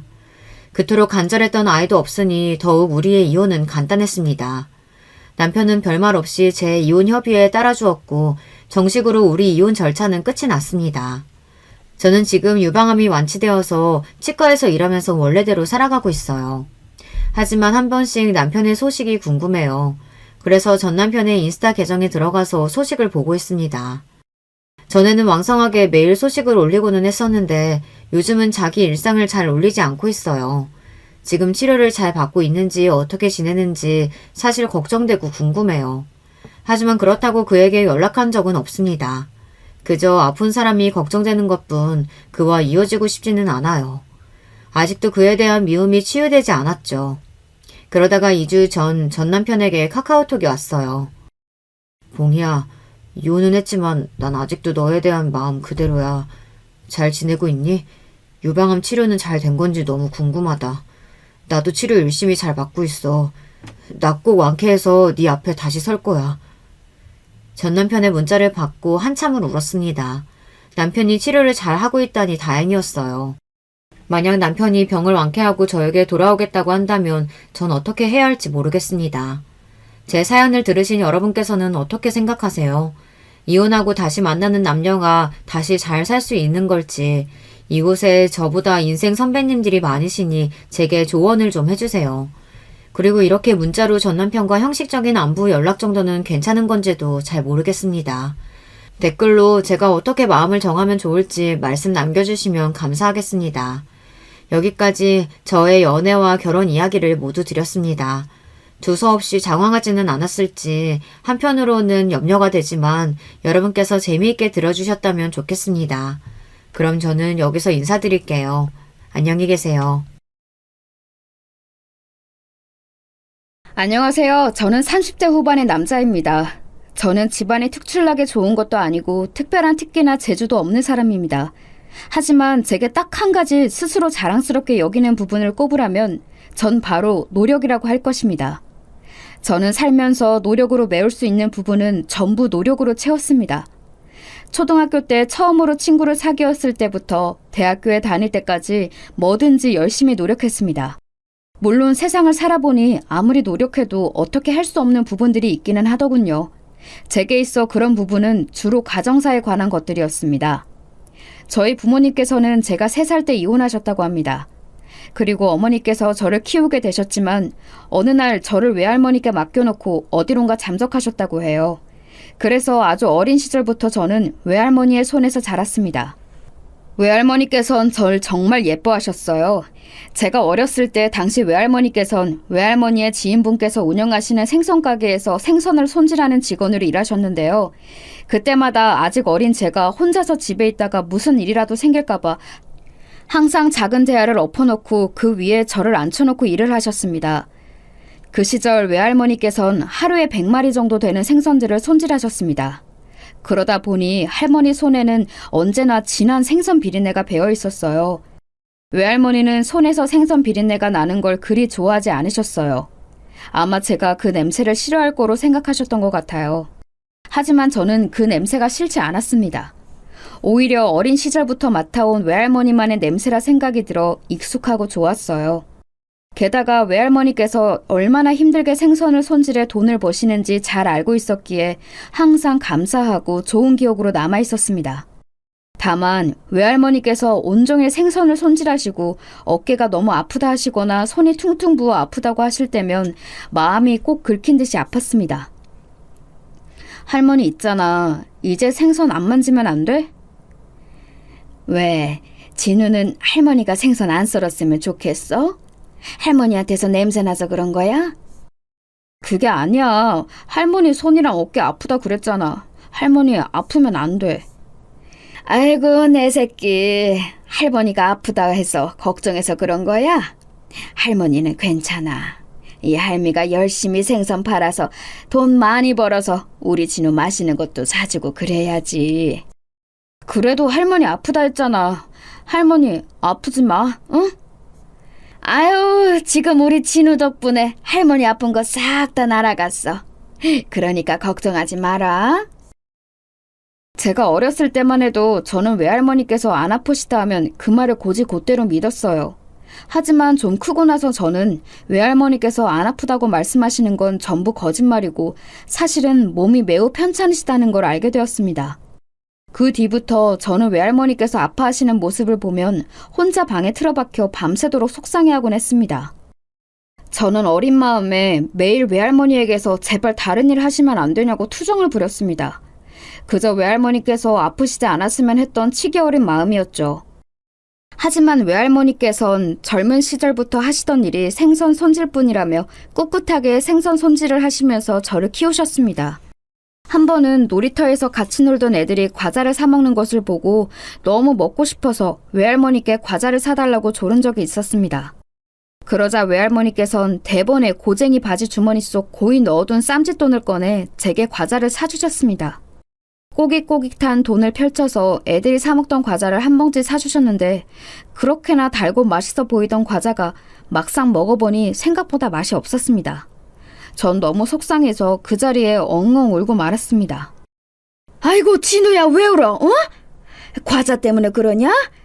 과자는 할미가 다음에도 또 사줄 테니까 울지 말어. 할머니가 돈 얼마나 힘들게 버는지 나 아는데 맛없는 과자에 돈 쓴 게 너무 속상해서 죄송해요, 할머니. 엉엉 우는 저를 외할머니께선 괜찮다고 말씀하시며 한참이나 안고 달래주셨습니다. 저는 그날 이후부터 외할머니께 무언가를 사달라 조른 적이 단 한 번도 없었습니다. 차라리 얼른 어른이 돼서 돈을 아주 많이 벌어 외할머니를 호강시켜드리고 싶다는 생각만 들었죠. 하지만 외할머니께서는 언제나 제게 무엇이든 더 많이 해주고 싶어 하셨어요. 그래서 아무리 힘들고 몸이 불편하셔도 생선 손질 일을 그만두지 않으셨습니다. 그때쯤 저는 초등학교에 다니기 시작하면서 제가 주변의 다른 아이들과 많이 다른 환경에서 자라고 있었다는 걸 알게 되었습니다. 다른 집 아이들은 엄마와 아빠가 같이 살고 할머니와 같이 사는 경우는 거의 없더군요. 그래서 초등학교 때 같은 반 친구들은 제가 외할머니와 단둘이 살고 있다는 이야기를 들으면 신기해하거나 깜짝 놀라곤 했습니다. 하지만 초등학교 저학년인 애들 사이에서 가족 구성원의 차이는 그렇게 크게 문제가 되지는 않았어요. 그저 즐겁게 같이 놀기만 하면 되니까요. 문제가 된 건 자신의 아이에게 그 이야기를 들은 어른들의 반응이었습니다. 제가 외할머니와 단둘이 산다는 이야기를 하고 나면 꼭 같이 놀던 친구가 제게 이런 말을 했습니다. 엄마가 부모 없는 아이랑은 같이 놀면 안 된대. 그래서 나 이제 너랑 못 놀아. 여러분은 어제까지만 해도 같이 놀던 친구가 부모님의 말씀 한마디 때문에 오늘은 저랑 같이 놀지 않는다면 그대로 받아들이실 수 있으신가요? 저는 아직도 그 친구의 말이 잊히지 않습니다. 그 말을 들었던 날 저는 너무 속상해서 집으로 오는 내내 엉엉 울었습니다. 그리고 애꿎게도 외할머니께 짜증을 내며 따지고 말았죠. 할머니, 왜 나한테는 엄마랑 아빠가 없어요? 혹시 엄마랑 아빠가 나 버린 거야? 외할머니께서는 많이 당황하셨을 법도 한데 오히려 차분히 저에게 설명해 주셨습니다. 아니야. 진우 엄마랑 아빠는 서로 더는 같이 살고 싶지 않아서 그런 것뿐이란다. 왜 같이 안 살고 싶은 건데? 그건 진우 엄마랑 아빠가 서로 더는 사랑하지 않아서 그래. 그럼 엄마랑 아빠는 나도 안 사랑해서 같이 안 사는 거야? 그렇지 않아. 진우 네 아빠는 잘 모르겠다만 너희 엄마는 절대 그렇지 않단다. 우리 진우 엄마는 진우 싫어하지 않아요. 거짓말.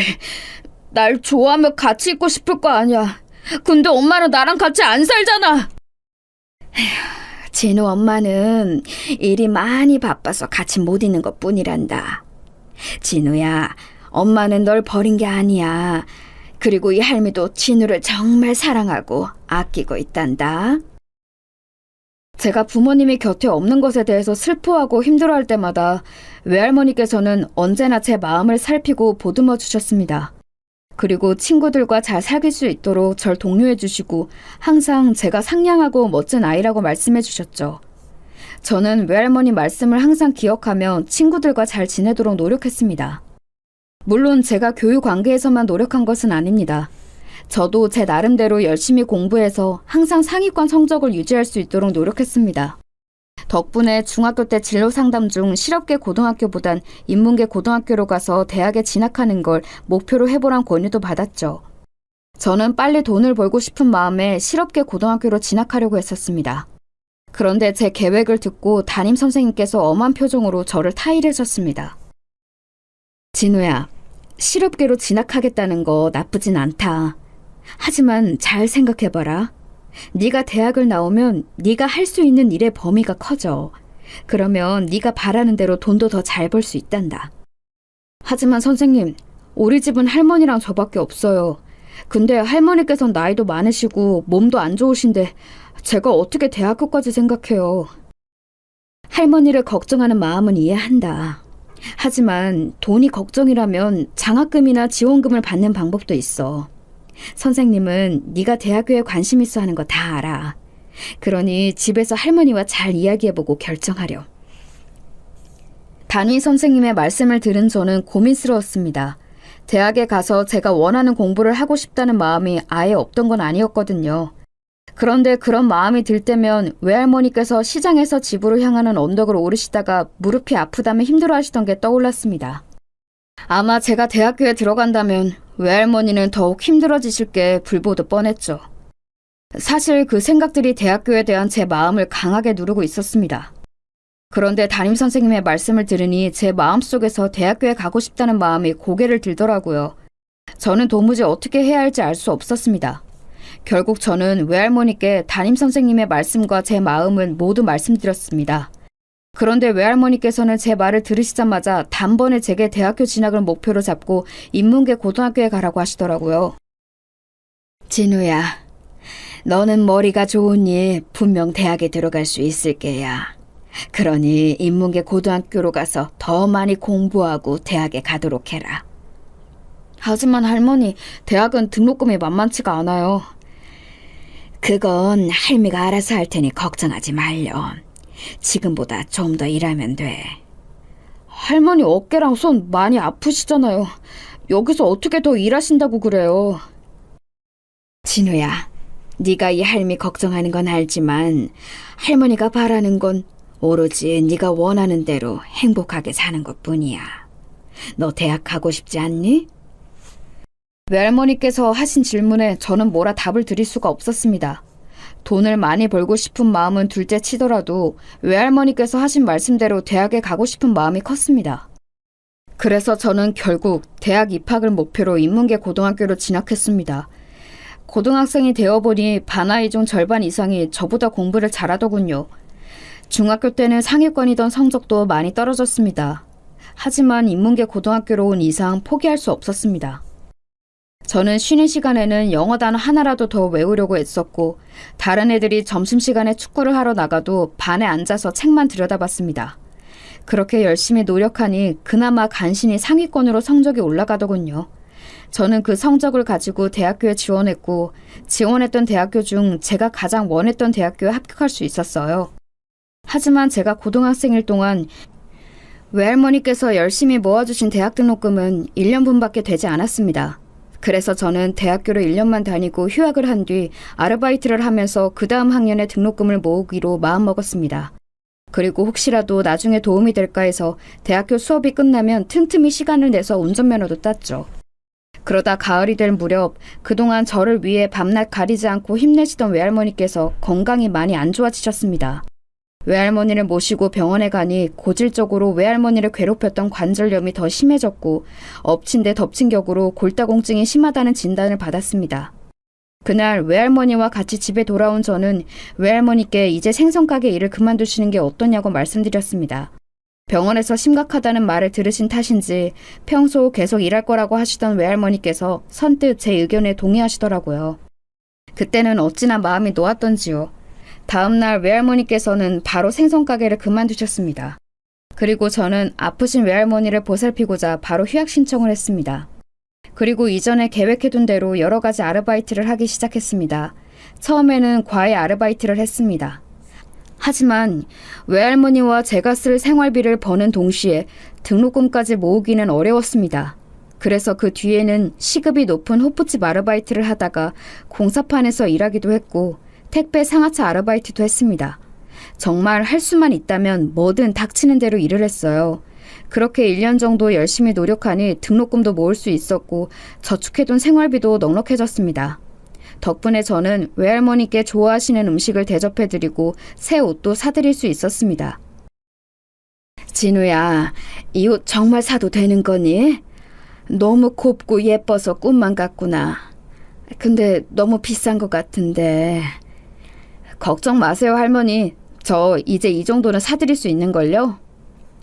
하지만 아까 갔던 식당도 많이 비쌌던 것 같은데 내가 이렇게 좋은 걸 누려도 되는지 모르겠구나.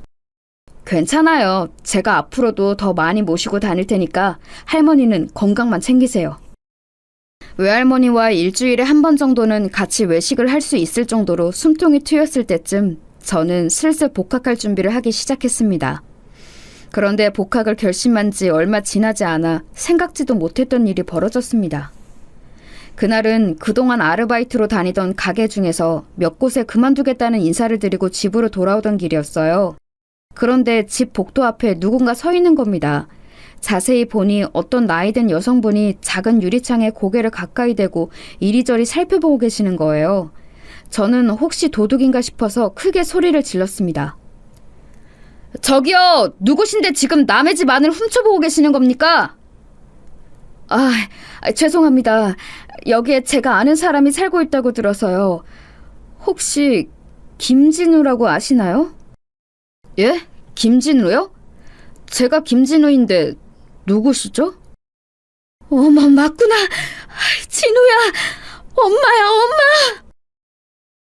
저는 너무 깜짝 놀라서 심장이 쿵 하고 내려앉는 것만 같았어요.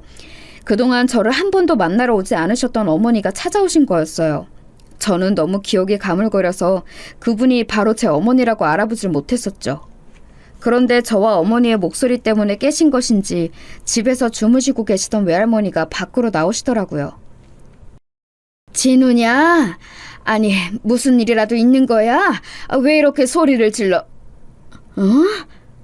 아니, 너 수연이니? 수연이야? 엄마, 나야, 나 수연이야. 아이고, 이거 왜 이제야 왔어? 아이고. 저와 다르게 외할머니께선 어머니를 보시자마자 바로 알아보시더라고요. 그리고 두 분이 서로 껴안으시고 엉엉 우시는데 저는 어쩔 줄 모르고 서 있을 뿐이었습니다. 제가 어색하게 서 있기만 하자 외할머니께서 저를 눈치채시고 어머니 손과 제 손을 잡아 끌어 집 안으로 들어오게 하셨어요. 사실 저는 집에 들어가서도 어색하게 앉아있을 뿐이었습니다. 외할머니와 어머니는 그간 서로에게 있었던 이야기를 나누셨지만 저는 할 말이 없었습니다. 그래도 옆에서 그동안 어머니가 어떻게 살아오셨는지는 들을 수 있었습니다. 이혼 후 어머니께서는 새로 인연을 만나셔서 재혼하셨다고 하더라고요. 그런데 제가 두 분의 이야기를 듣고만 있자니 어머니께서 제게 말씀하셨습니다. 진우야, 내가 그동안 널 얼마나 생각했는지 아니? 정말 많이 보고 싶었어. 거짓말하지 마세요. 그럼 그동안 왜 단 한 번도 저를 찾아오지 않으셨는데요? 그건 그이는 내가 처음 결혼하는 줄 알아서 그래서 찾아오지 못했어. 미안해, 진우야. 아주 어렸던 시절부터 외할머니와 살았던 터라 저는 어머니가 그립다는 기분을 느껴본 적도 없었습니다. 하지만 단 하나 궁금했던 점은 왜 어머니가 저를 단 한 번도 안 찾아왔을까 였습니다. 정말로 저를 사랑하셨다면 편지 한 통 정도라도 붙일 수 있지 않았겠습니까? 하지만 어머니는 그런 적이 한 번도 없으셨습니다. 그래서 저는 그때 직감적으로 어머니가 저를 보기 위해 찾아온 것이 아니라 어떤 이유로 외할머니를 찾아온 것이란 걸 알 수 있었어요. 아니나 다를까 어머니는 곧 외할머니께 돈 이야기를 하시더라고요. 지금 결혼해서 같이 사는 남자의 일이 잘 풀리지 않아서 돈이 필요하시다는 거였습니다. 외할머니께서는 어머니가 돈 이야기를 꺼내시자 난감해하셨죠. 수연아, 내가 그동안 모아놓은 돈이 어딨겠니? 지금은 일도 안 하고 있는데. 하지만 엄마, 그간 뭐라도 좀 모아놨을 거 아니야, 어? 조금만 빌려줘. 한 1,000,000원이면 돼. 내가 1,000,000원이 어디 있니? 그간 입에 겨우 풀칠하면서 살았는데 네가 많이 힘든 건 알겠다만 우리도 없는 살림에 아끼면서 간신히 살고 있어. 그럼 진우야, 넌 모아놓은 돈 좀 없니? 너 대학 들어갔다며. 그럼 아르바이트도 하고 그랬을 거 아니야. 돈 좀 있으면 엄마 좀 빌려줘, 응? 수연아, 그만하렴. 이제 대학 들어간 놈이 모아놓은 돈이 어딨겠니? 그리고 모아놓았다 쳐도 그동안 애 한 번 보러 온 적도 없이 무슨 염치로 돈을 빌려달라 해? 엄마, 나 진우 생모야. 내가 애 크는 동안 못 온 건 맞지만 그래도 낳아준 게 있는데 이 정도는 말할 수 있는 거 아니야? 그리고 엄마야말로 손자보다는 딸을 더 신경 써줘야지, 안 그래? 어머니의 외침에 저는 그간 조금이나마 가지고 있던 어머니에 대한 환상이 모두 사라지고 말았습니다. 통장에 대략 1,000만 원 정도 저축해둔 돈이 있기는 했지만 대학 등록금을 제외하면 외할머니와 제가 먹고 살 생활비만 남아서 어머니께 빌려드릴 수 없는 돈이었어요. 저는 외할머니와 어머니가 말다툼 하시는 도중에 자리에서 일어나 친구네 집에서 하룻밤 자고 오겠다고 했어요. 방 안이 좁다 보니 3명이 잠자기도 어려웠고 낯선 어머니의 모습이 껄끄러웠기 때문이었어요. 그래서 저는 수중에 가지고 있던 돈으로 근처 찜질방에서 하룻밤 자고 다음날 아침 집으로 돌아왔습니다. 그런데 현관문을 열고 들어간 저는 깜짝 놀라고 말았습니다. 얼마 없는 세간 살림이 완전히 다 뒤집혀 있는 것이 아니겠습니까? 게다가 그 한가운데 외할머니가 주저앉아 울고 계셔서 더 놀랐습니다. 할머니 괜찮으세요? 이게 다 무슨 일이에요? 아이고 수연이 그년이. 아이고 진우야, 내가 미안하다. 미안해. 외할머니께서 가슴을 치며 우시는 모습을 본 순간 저는 가슴이 서늘해지는 것을 느꼈습니다. 설마 하며 장롱 제일 밑바닥에 넣어둔 주머니를 찾아 살펴보니 안은 이미 텅 비어 있었습니다. 그 주머니는 제가 아르바이트에서 모아뒀던 돈을 저축해둔 통장이 있던 주머니였는데 그 안에 있던 통장이 전부 사라진 것입니다. 모든 것을 확인한 순간 손끝이 차가워지고 온몸이 벌벌 떨리더군요. 저는 설마 정말로 어머니가 훔쳐갔을까 싶어서 바로 112에 신고를 했어요. 곧바로 경찰 2분이 오셔서 집안을 살펴보시더군요. 그리고 제 증언과 외할머니의 증언을 듣고 바로 조사해주겠다고 하셨어요. 그런데 정황상 들어보니 신고자분 어머니께서 가져가신 것 같은데 친족끼리는 절도죄 성립 안 되는 거 알죠? 네, 알고 있습니다. 그리고 저는 어머니가 훔쳐갔다고 생각하지 않아요. 어떤 어머니가 아들 대학 등록금을 훔치겠습니까? 분명 어머니가 훔치신 게 아닐 거예요. 알겠습니다. 그럼 조사 후 연락드리겠습니다. 그 후 며칠 동안 저는 어머니가 훔친 것이 아닐 것이라 생각하면서 지냈습니다. 그간 한 번도 보지 못했던 어머니지만 사람이 그렇게 악독할 수는 없는 거잖아요. 그런데 며칠 후 경찰서에서 온 연락을 받고 저는 크게 실망하고 말았습니다. 현장 주변 탐문 조사도 하고 CCTV도 확인해 봤는데요. 그 시간에 신고자분의 집 주변을 다니신 건 그분밖에 안 계시더라고요. 정말 제 어머니가 훔쳐갔단 말씀이신가요? 예, 통장에 인출 내역이 있어 은행 CCTV도 확인했는데 신고자분의 어머니께서 찾으신 게 확인됐습니다. 이게 친족 상도례라고 친족 간에는 절도죄가 성립이 안 돼요. 아시죠? 아무래도 신고자분께서 신고를 취하하시는 편이 좋으실 것 같습니다. 형사분께서 하시는 말씀에 저는 별달리 할 말이 없었습니다. 그저 신고를 취하하는 것밖에는 할 수 있는 것도 없었죠. 다만 그 과정에서 저는 어머니의 전화번호를 얻을 수 있었어요. 온갖 감정이 휘몰아치는 와중에 저는 어머니께 무엇라 말을 할지 생각하다 전화를 걸었습니다. 네, 여보세요? 엄마, 저 진우예요. 드릴 말씀이... 여보세요? 여보세요?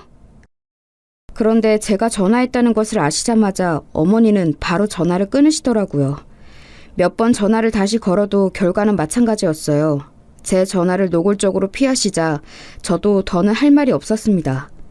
화가 나고 답답한 마음에 복장이 터진다는 말이 어떤 것인지 알 수 있었어요. 그런데 더 화가 나고 속상했던 것은 외할머니께서 계속 제게 사과하시는 거였습니다.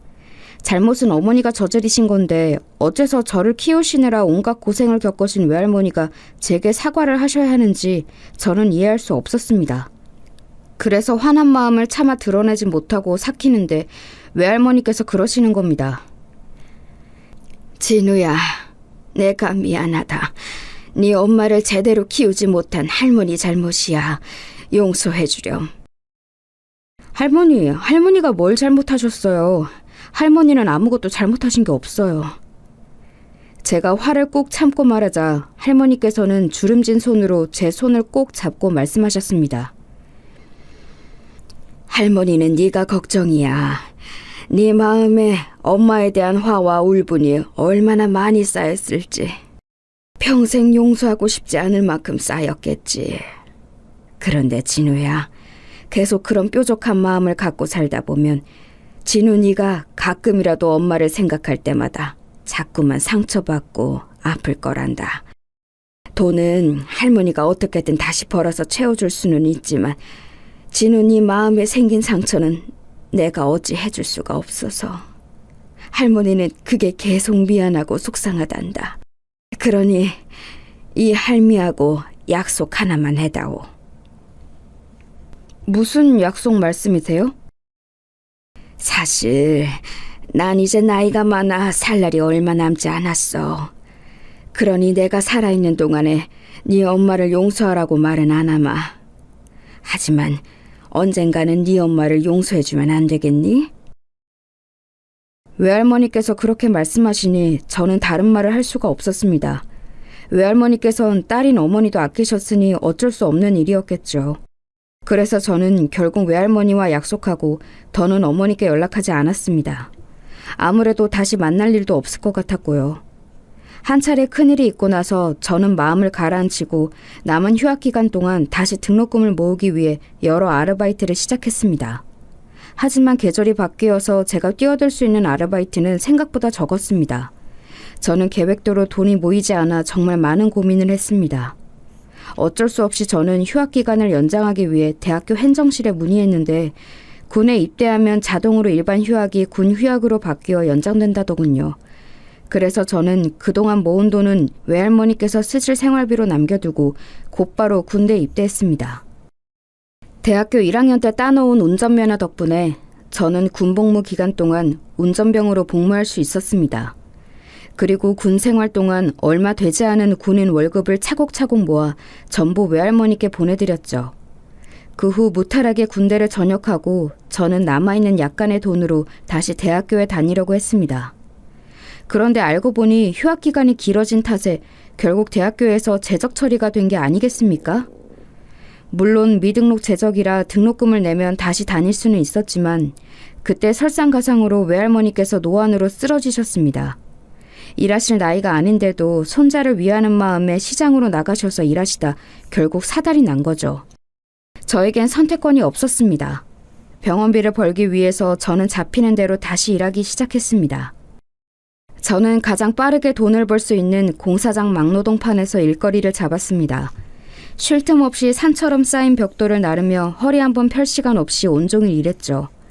그리고 공사장 일이 없을 때는 지인들에게 연락을 돌려서 과외가 필요한 곳을 꾸준히 알아봤습니다. 과외를 구하는 곳은 생각보다 많지 않았습니다. 하지만 대학생 때 했던 과외 아르바이트 경험 덕분에 저는 조금 수월하게 과외 일거리를 얻을 수 있었어요. 하지만 공사장 일도 과외도 전부 단기적이었기 때문에 꾸준히 병원비를 낼 수가 없었습니다. 그러던 중 저는 공사판에서 알게 된 지인의 권유를 통해 택배회사에 입사하게 되었습니다. 사무직이 아니라 트럭을 모는 택배기사 일이었죠. 저는 군대에서 운전병으로 복무했던 경험을 살려서 손쉽게 택배기사가 될 수 있었습니다. 게다가 상하차 아르바이트 경험도 있었기 때문에 곧바로 일에 익숙해질 수 있었죠. 몸은 엄청 힘들었지만 덕분에 외할머니의 병원비도 낼 수 있게 되어 한시름 놓을 수 있었습니다. 하지만 택배기사 일은 녹록지 않았습니다. 회사에서는 과도한 당일 배송 일정을 배치했고 만약에 배송 시간이 조금이라도 늦어지면 택배기사들에게 페널티가 부과되었습니다. 저는 밤새도록 운전하며 돈을 벌었습니다. 항상 몸이 피곤했고 어디든 머리만 대며 꾸벅꾸벅 졸기 일쑤였죠. 하지만 당장 생활비와 병원비를 생각하면 그만둘 수가 없어서 저는 이를 악물고 택배일에 매진했습니다. 시간이 지나니 고된 택배일도 몸에 익어 조금씩 나아지더군요. 하지만 아무리 시간이 지나도 익숙해지지 않는 일이 있었습니다. 저는 택배기사로 일하면서 다른 기사분들을 많이 알게 되었습니다. 그 중에 절 많이 도와주시던 선배 택배 기사분이 있으셨죠. 처음에 그분은 절 보면 자기 남동생이 생각난다면서 저를 참 많이 챙겨주셨습니다. 막 일을 시작했을 무렵 그분께 여러 가지 배달 팁도 참 많이 배웠습니다. 그때는 정말 믿고 의지할 수 있는 형님 같은 분이라고 생각했어요. 그래서였을까요? 마음의 장벽이 풀려버린 저는 그분에게 제 집안 사정이나 과거에 겪었던 차별과 안 좋은 일들을 전부 이야기하고 말았습니다. 이 사람이라면 믿고 이야기할 수 있다고 생각했고 듬직한 형처럼 절 위로해 줄 것 같았습니다. 하지만 제 생각과 달리 선배님은 그날 이후 저를 따돌리거나 대놓고 험담하기 시작했습니다. 진우 말이야, 눈치도 없고 일머리도 좀 부족한 것 같지 않아? 하긴 원래 부모 없이 자란 애들이 좀 그렇더라. 진우 씨 고아래요? 고아는 아니고 3살 때 부모가 이혼하고 나서부터 외할머니랑 살았대. 그게 그거지 뭐. 아무래도 저의 좋지 않은 가정사나 학력을 듣고 제가 본인보다 밑이라고 생각했던 것 같아요. 그래서 저는 선배님에게 하지 말라고 정중하게 몇 번이나 이야기했지만 선배님은 전혀 바뀌지 않았습니다. 오히려 제 이야기를 많은 사람에게 퍼뜨리고 뒤에서 더 심하게 험담을 했죠. 그 때문에 동료 택배 기사들도 알게 모르게 저를 무시하거나 영 좋지 않은 눈초리로 보기 시작했습니다. 그렇게 몇 년간 주변 시선을 견디며 일하다 보니 스트레스 때문인지 고된 일 때문인지 몸이 정말 안 좋아지더군요. 그래도 저는 택배 기사 일을 그만둘 수 없었습니다. 외할머니의 병원비가 어마무시했기 때문이었어요.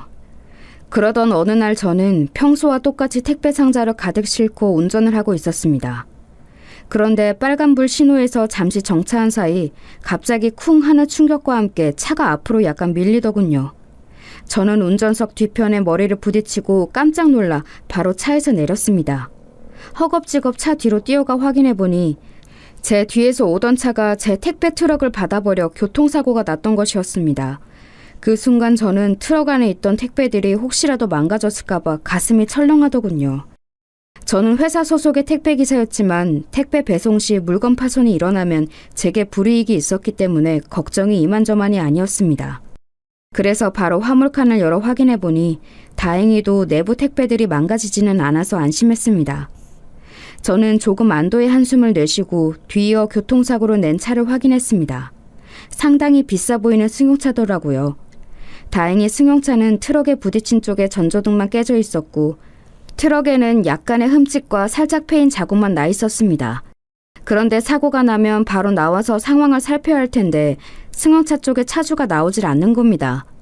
저는 배송이 밀려있던 탓에 마음이 급해져 바로 승용차의 운전석으로 걸어가 창문을 두드렸습니다. 그런데도 차주는 문을 열지 않았습니다. 창문조차 내리지 않았죠. 저는 어쩔 수 없이 안을 자세히 보려고 고개를 숙였어요. 그런데 운전석에 앉아 계신 분은 나이가 많이 드신 할머니 한 분이셨어요. 딱 보아도 사고가 난 것이 너무 놀라 양손을 핸들에 올려놓은 채 부들부들 떨고 계시더라고요.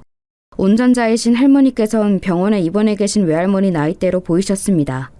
그래서 저는 할머니를 먼저 진정시켜드리기 위해서 다시 운전석 창문을 조심스럽게 아주 살짝 두드렸어요.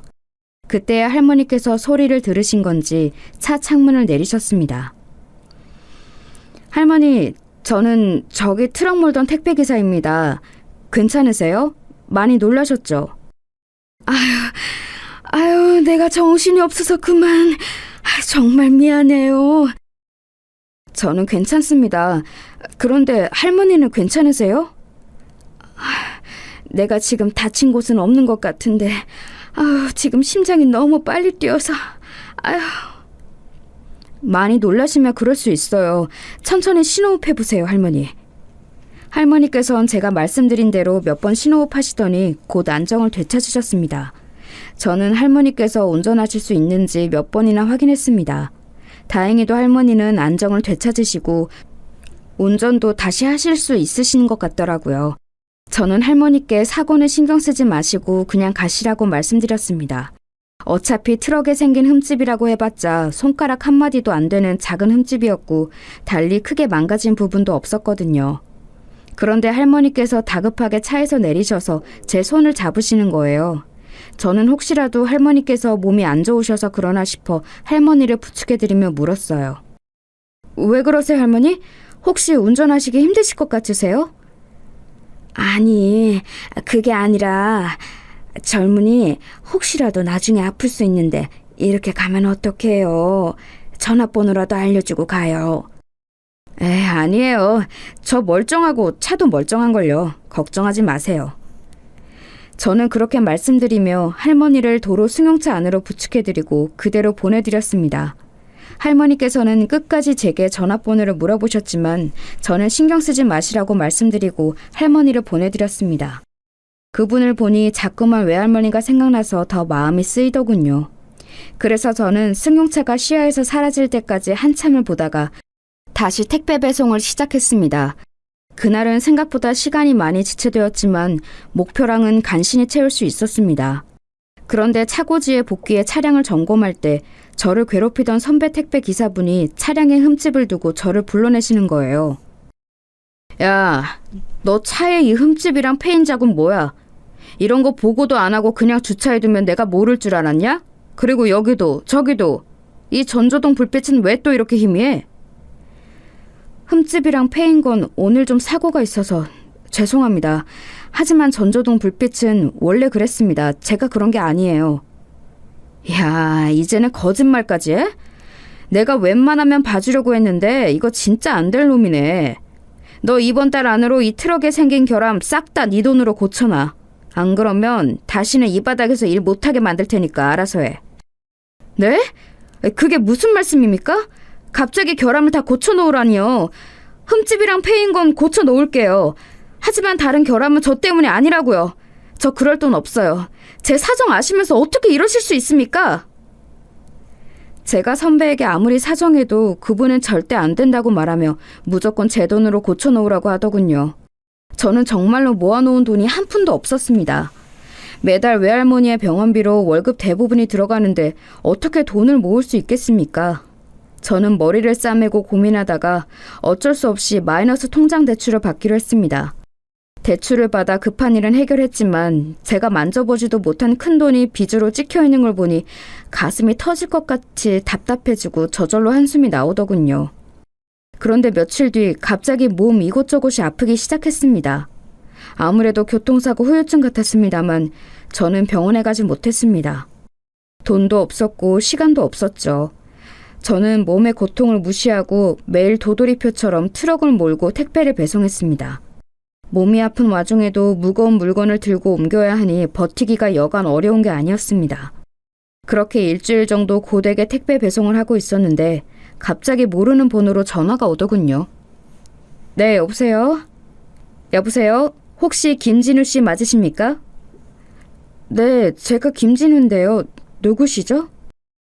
아, 저는 일신기업 회장님의 비서실장입니다. 일신기업이요? 그런데 왜 저한테 연락을... 얼마 전에 차 사고 있으셨죠? 그것 때문에 연락드렸습니다. 저는 비서실장이라는 남자의 말에 의문이 들었습니다. 교통사고가 있었기는 했지만 제가 낸 사고도 아닌데 왜 저한테 연락이 온 건지 알 수가 없었죠. 아, 네, 기억합니다. 혹시 그때 사고 나신 할머니께 무슨 일이라도 생겼나요? 아닙니다. 그분께서는 아주 건강하십니다.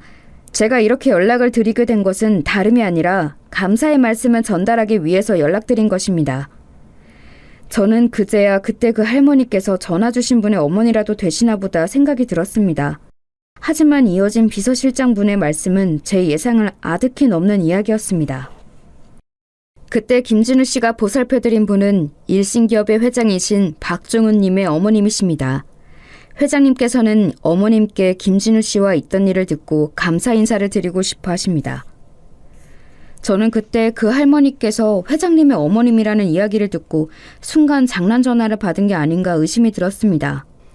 그런데 비서실장 분께서는 회장님께서 저와 꼭 만나고 싶어 하신다며 약속 장소와 시간, 날짜까지 알려주더군요. 그리고 저를 태우러 사람을 보낼 테니 그대로 차를 타고 오면 된다고 하더라고요. 저는 반신반의하는 마음으로 알겠다고 대답하고 전화를 끊었습니다.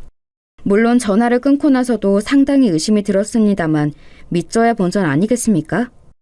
저는 제게 걸려온 전화가 사실인지 아닌지 알아보고 싶었습니다. 그래서 약속 날짜에 맞춰 회사에 휴가를 쓰고 한번 나가보기로 마음먹었습니다. 그리고 약속 당일 긴가민가한 기분으로 집 앞에서 기다리던 제게 딱 정확한 시간이 되자 양복을 잘 차려입은 남자가 찾아오더군요. 안녕하십니까? 김진우 씨 되시죠? 저는 회장님께서 보낸 사람입니다. 바로 같이 가시죠. 안내를 받아 차를 타고 그저 차가 운전해주는 대로 가니 고급스러운 식당에 도착하더군요. 얼마나 크고 화려한지 꼭 어디 성 같았습니다. 그리고 식당 직원의 안내를 받아 방으로 들어가 어색하게 기다리고 있으니 곧 양복을 입은 여러 사람이 제가 기다리고 있던 방으로 들어오더라고요. 마지막으로 연세가 있으신 중년의 신사분께서 들어오셨는데 저는 그 얼굴을 보자 깜짝 놀랐습니다. 정말로 전날 뉴스로 찾아본 회장님 얼굴과 똑같았거든요.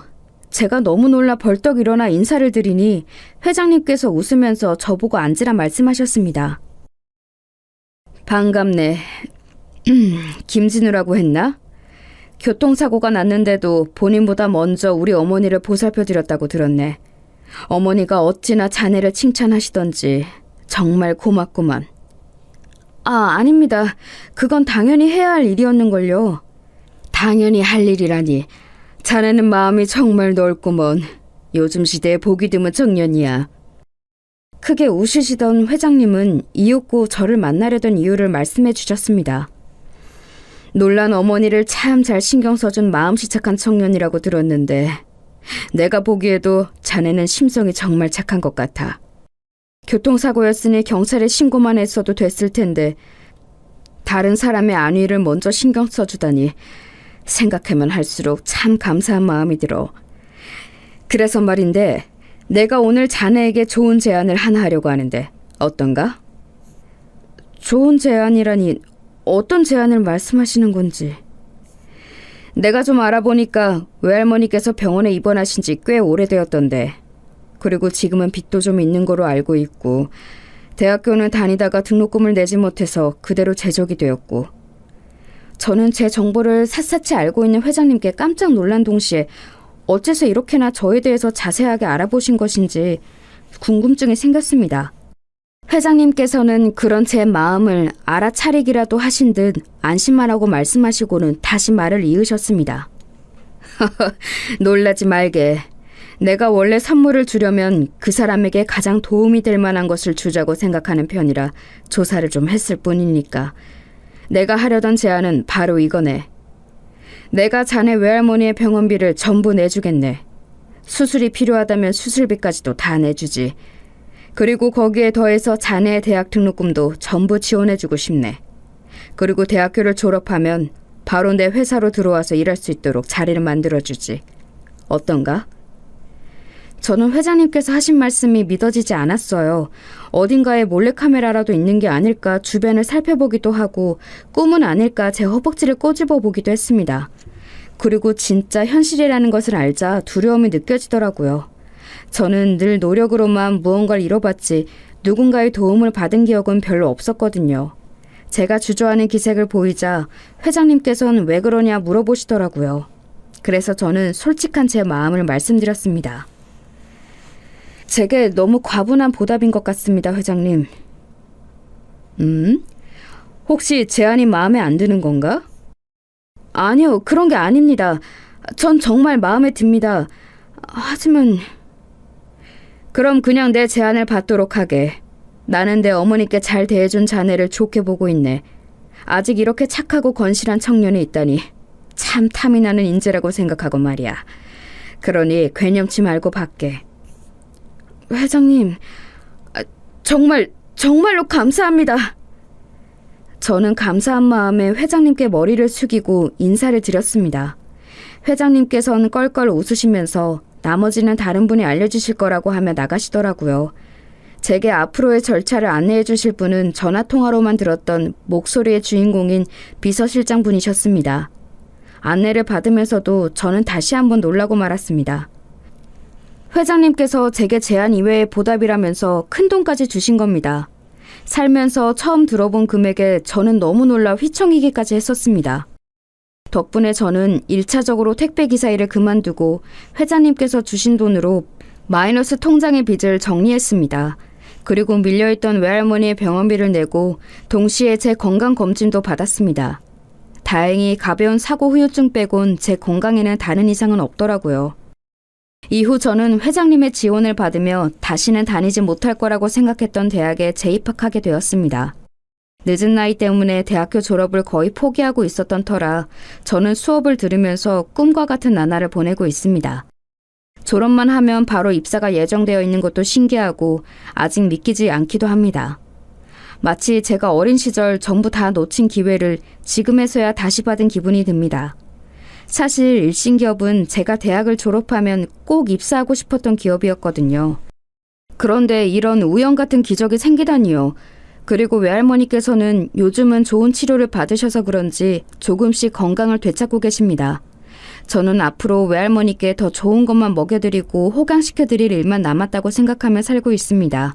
마치 어린 시절에 마음먹었던 것처럼 말이에요. 저는 이 모든 일이 외할머니께서 제게 가르쳐주신 마음가짐 덕분이라고 생각합니다. 외할머니께선 용서하는 마음과 더불어 제게 이런 가르침을 주셨어요. 세상을 살다 보면 참 많은 일이 생긴단다. 어떤 때는 좋기도 하고 또 어떤 때는 나쁘기도 하지.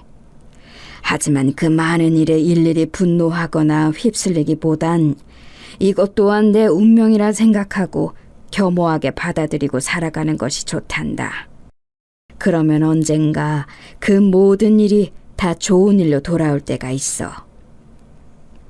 저는 이번 일을 계기로 외할머니의 가르침에는 틀린 것이 하나도 없는 것을 알게 되었습니다. 제 이야기를 듣고 계신 여러분들께서도 분명 크게 화가 나거나 어디다 풀 수 없는 분한 일들을 겪으신 적 있으시겠지요. 차마 누군가를 용서할 수 없어 반복해서 상처받는 마음이 있을 것이고요. 하지만 결국에는 운명으로 받아들이고 살다 보면 좋은 날이 오는 것 같습니다. 이 이야기를 듣고 계신 상처받은 여러분들의 마음에 평안함이 깃들기를 바랍니다. 여러분께 좋은 일들만 생기시길 바랄게요. 들어주셔서 감사합니다.